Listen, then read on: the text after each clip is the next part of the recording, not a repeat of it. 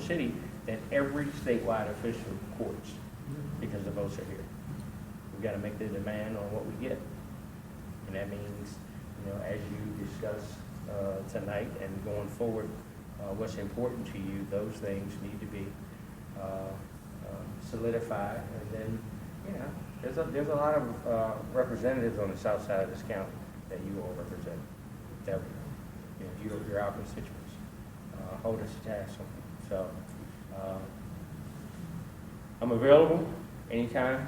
I live right down here in Brandywine. Born and raised here in the county. Graduated Crosson High School, Cavalier, back in the day. And but more importantly, my son lives right across the street, and my grandkids. So this matters to me. This is why I stay in this crazy game, whatever it's called. Because at the end of the day, if you don't get involved, then who's going to get it? Who's going to do it? Anything about us. I mean, watch very closely. They just had an election in Baltimore City, so they got a new mayor now. There were some people banking on that being someone else. That didn't happen.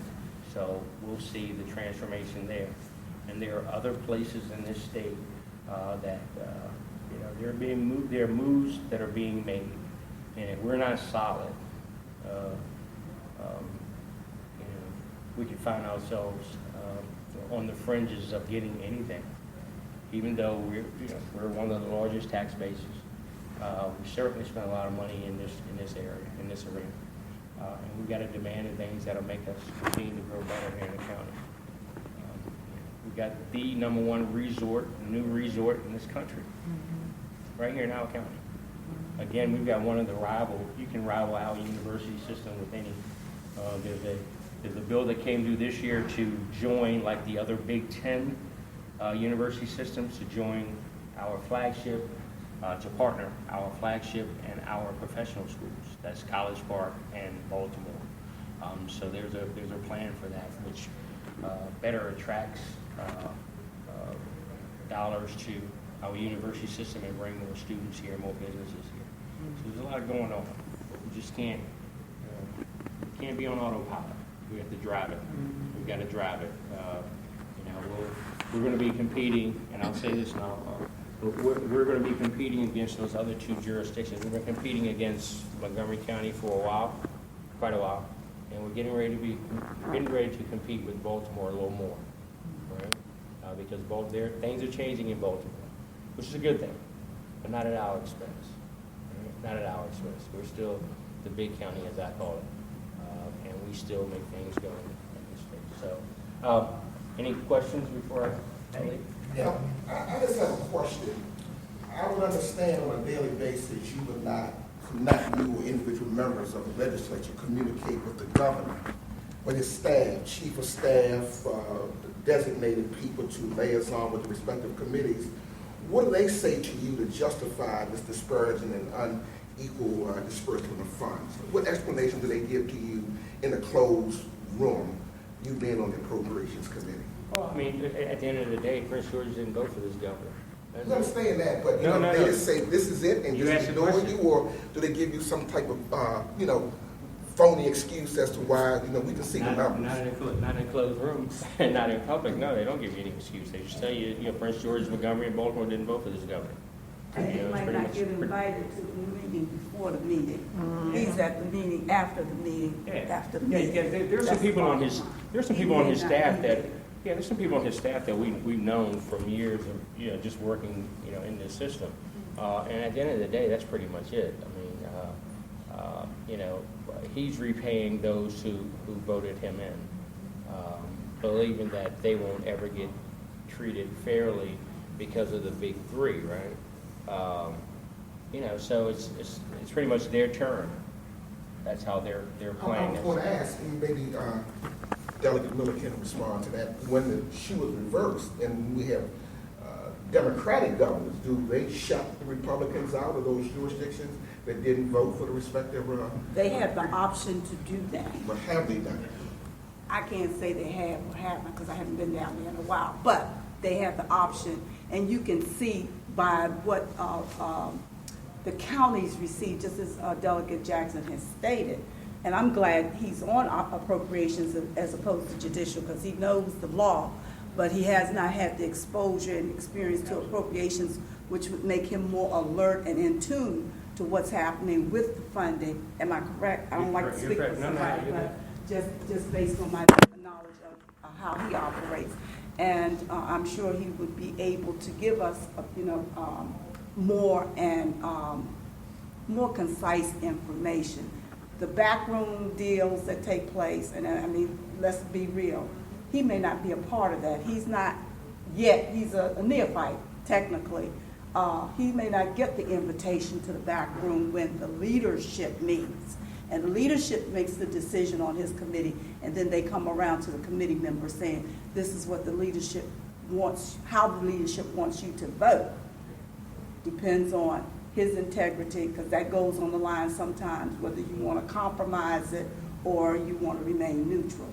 So it's not what, it's all built up that we as constituents see. It's a whole lot of dynamics that take place down there that people aren't aware of. I know you're a guest, but you made another significant point in reference to having to run against, in a general election. That is the result of redistricting. And the redistricting took Prince George's into Calvert and Arundel counties. I don't know whether. And Charles. And the bottom line, and I hope I'm being recorded, because none of them have any control over my livelihood. But this county is run by four males. Right. None of them live in Prince George's County. Amen. And if you look at the data, and Michael being on appropriations can tell you, what taxes are being raised in any of those counties that those leaders live in versus what's happening in Prince George's County. Look, let me echo that, and let me say this. So there are coveted positions in Annapolis, as we all know. That's why people get there and never leave, right? There are coveted positions. There were a number of people that were surprised that I ended up on appropriations. In addition to me being surprised that I ended up on appropriation, right? I mean, there are a number of things that a number of places, judiciary initially, ACO, because we had the hospital here, and another number of things. But, I understand the value of education.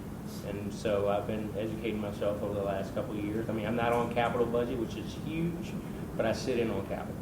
They have meetings, I'm on appropriation. They don't schedule them doing appropriation hearings, so guess what? You're off. You're out, because appropriations is the senior members of appropriations are on capital, so I get to sit in on that. So you get to learn that. When you talk about certain fundings that go to certain jurisdictions, so the governor in this state, as I said earlier, is very powerful with respect to the budget, but he's also powerful, as every governor is, he has the bully pulpit. And as soon as we say, you need to do this, or we'd like for you to do this, and he doesn't do it, and then we come up with a bill to vote it in to put a mandate, he goes to the mic and he says, those Democrats are putting more mandates, they're spending more budgeted money, they're doing whatever. He has the bully pulpit. Our voice is you. We don't have the voice that he has. Mike Miller doesn't have the voice he has. Mike Bush doesn't have the voice he has. They have other means of doing the things they need to get done. But at the end of the day, the Joe Q citizen doesn't understand what that really means. So there is a budget. So the things that are priority in the state get taken care of. And then there's part of the budget that you can do some things with. So whenever we look at those things to make sure we're bringing the resources to our jurisdiction, because they need to be there, that's when he begins to cry foul. So that's when the gamesmanship comes into play. But, from a sporting analogy, you can't get the interception, you can't get the fumble, you can't get the steal unless you're in the game. So that's the key, to be in the game and kind of take a look at what's going on. And over these 2 sessions, I believe I've grown a lot. Watching some things on both sides of the aisle. And to be sure that, as Delegate Miller said, that making sure that how do we ensure that the tax benefits stay here in this county and not the opposite, right? And so, well, there was a bill that didn't come through this year, a tax bill, because people paid attention. And so that never, after we fought and got it out of the House, that never showed its face on the Senate side because people were paying attention to that. So we got to work on that at the beginning of next year. We should be able to get some sort of a couple of tax incentives next year. But there were some people who weren't as so interested, who don't live here, by the way. So, yes, ma'am. Yeah, I have a question. I know being in the General Assembly, you do have to have a cooperative and sometimes collaborative relationship with the governor, obviously. But what are we doing as Democrats to galvanize ourselves for the next governor's election? I'm a member of the United Democratic Union of Maryland, and I'm the Southern Regional Coordinator. So I have 5 counties that I have under my initial purview. So I want to know what we can do to start now, to start galvanizing and putting together a strategy in order to break this barrier and break this deadlock that we have with this governor. Because quite frankly, what I have seen and what I have heard, it's a lot of smoke and mirrors. And what you just said in terms of, oh, it's not me, he plays the passive-aggressive card. Very good at it.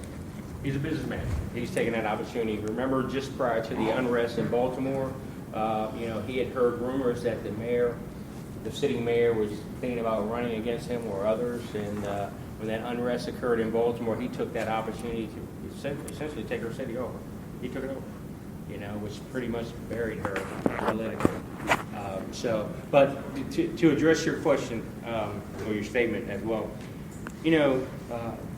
one of the things we have to be very careful about, this governor right now, his approval rating is not bad for a Republican governor in a Democratic state. So the next time you go across one of these, you approach one of these tolls, I think just about every one of them, he still has a sign up. He didn't just lower the toll; he has a line through it, and so he's doing everything he can from an approval rating, and he's using his business acumen to do that. What we have to do is to make sure that we don't deplete the Democratic resources. So the plan right now, as we hear it, is we've got 3, 4, maybe 5 Democrats that are seeking the gubernatorial seat, right? And Republicans, this guy's their hero right now, they're going to probably just back him. So during the Democratic primary, what happens? We beat each other up, we deplete our resources.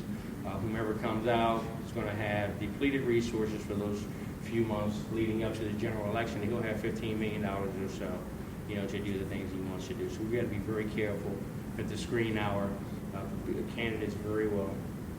And sometimes, we don't, everybody's competitive.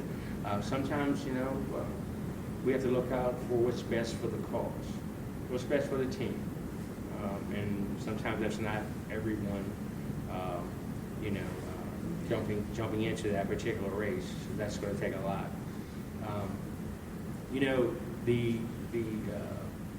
The biggest issue there is if he wins the next election. We're in Charles and Coward. So 27 has a delegate in Prince George's and Charles. That's 27A. Prince George's and Calvert, right? And then 1 in Calvert. That's 27, which originated out of Prince George's County. Look what that is. 21, which is up in Laurel and Beltsville area, they're in Anne Arundel County. So if this governor wins, the next governor controls redistricting, by the way. Right? So that means more of that, more of single-member districts. Single member, you can come after me, or you can come after Doc, or you can come after Juanita. When you have districts where you have 3 people there, it's a little tough for you to come in. So that's huge. Redistricting will be controlled by him. I'm not sure if you all have invited the redistricting commission. I think Judge Williams as a co-chair. We've been working on that. Okay. You know, it's not a matter of inviting them out. I think it's just now, just to the pure politics of